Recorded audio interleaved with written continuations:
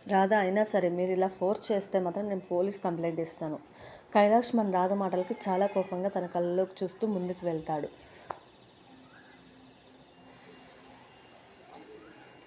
రాధ కైలాష్ దగ్గరికి వస్తూ ఉంటే భయపడుతూ వెనక్కి వెళ్తూ ఉంటుంది.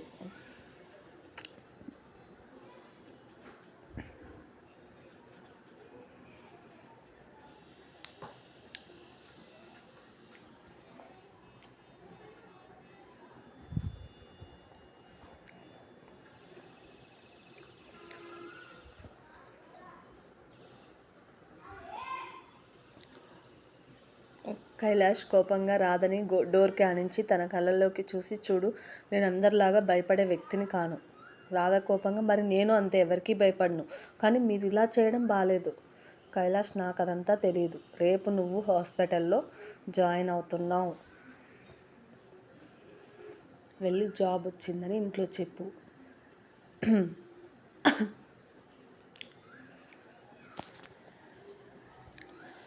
రాధ కోపంగా కైలాష్ని దూరంగా తోస్తుంది. సారీ.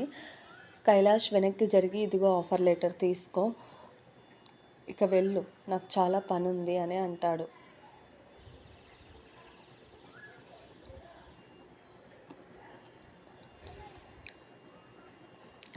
రాధ చేసేది లేక ఆఫర్ లెటర్ తీసుకొని కోపంగా వెళ్తుంది.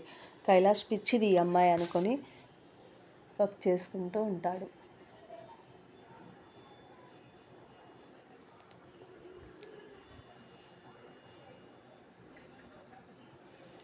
రాధ కోపంగా బయటికి వెళ్ళి సారిక లిఫ్ట్ చేసి, ఏమని అన్నారు అన్నయ్య? కోపంగా బయటకు వెళ్ళి సారిక కాల్ చేస్తుంది. సారిక లిఫ్ట్ చేసి, ఏమని అన్నారు అన్నయ్య? రాధ, అది కాదే, నువ్వు ఎప్పుడు కలుస్తావో చెప్పి ఆ రోజే నేను చంపేస్తాను అని అంటుంది.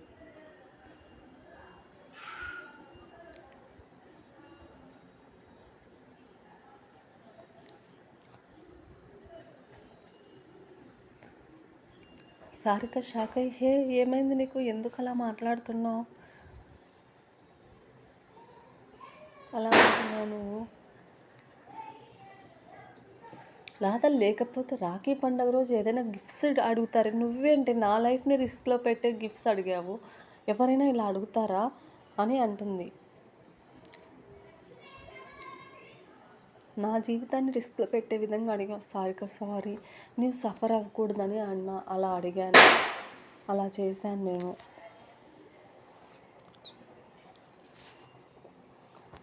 రాధ, కానీ మీ అన్నయ్య మాత్రం పెద్ద రౌడీ, ఎంతలా అంటే అంతలా బ్లాక్మెయిల్ చేస్తున్నాడో తెలుసా?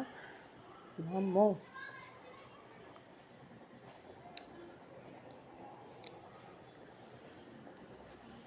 సారిక నవ్వుతూ, లేదే అన్నయ్య చాలా మంచివారు, నీకు తెలీదు, నా కోరిక తీర్చాలని అలా మాట్లాడి ఉంటాడు అంతే.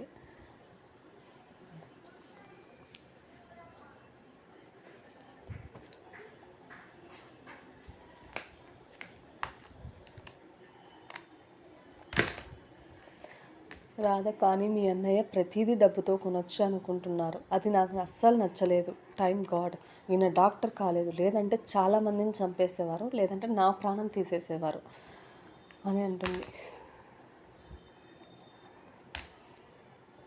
సార్గా వాట్ అని నవ్వుతూ, అన్నయ్య కదా నీ మాటలు వింటే మాత్రం ఇక నీ పరిస్థితి గోవింద.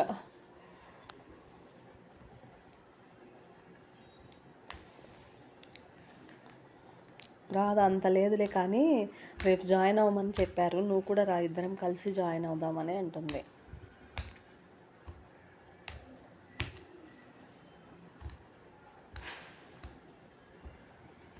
ఏమంటావు? సారిక ఓకే అని అంటుంది.